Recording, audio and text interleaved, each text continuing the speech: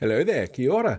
Do you remember during the election campaign when a right-wing candidate would be asked at an event about things like co-governance and their response would always be, well, I for one believe in one person, one vote, and their racist fans in the audience would go completely nuts about it? I mean, to be fair, it's what I saw while I was there.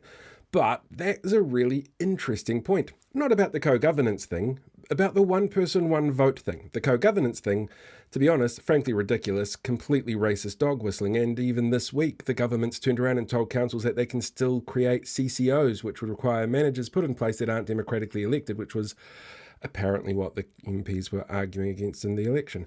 Sorry, slightly distracted.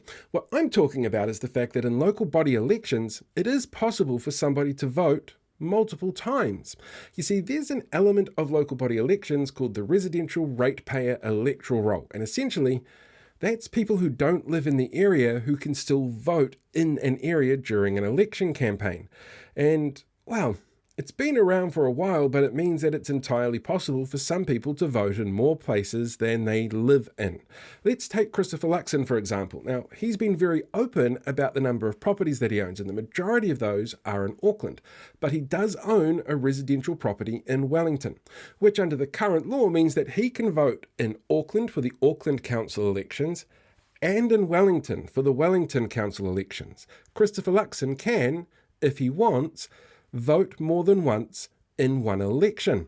Now, what's really interesting though here is that yesterday a members' bill was actually pulled from the biscuit tin. I can't believe we as a country pull laws and members' bills out of biscuit tins. Anyway, Ohariu MP Greg O'Connor, cousin of Damien for some weird reason, had a members' bill in place to remove the ratepayers from the electoral roll for local body elections.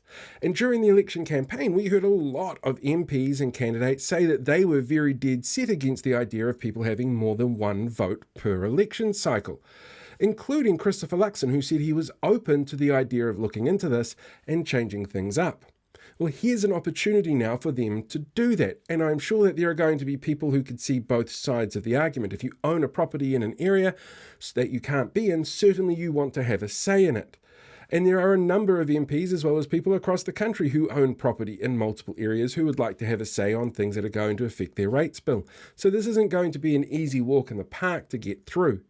But it does mean that when you hear an MP turn around and say things like, well, they only believe in one person, one vote, that you can have them up about this, that you can question them about this specifically. You can find out whether or not they mean something like the residential ratepayers electoral roll, or if they mean something like vilifying Māori when it comes to co-governance.